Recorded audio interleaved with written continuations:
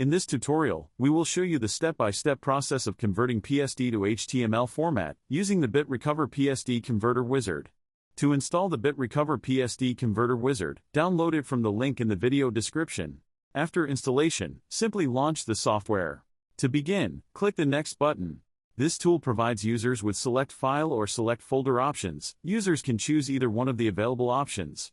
Click Next. Check on checkbox to select the folder that you want to export. Click Next. Saving option allows you to save the file in your desired format for conversion. Let's select HTML option for this tutorial. The destination path section allows you to specify the destination folder where the selected file will be exported. Next, simply click the Convert button, and the conversion process will begin. Once the conversion is completed, you'll receive a notification indicating that you have successfully converted PSD files.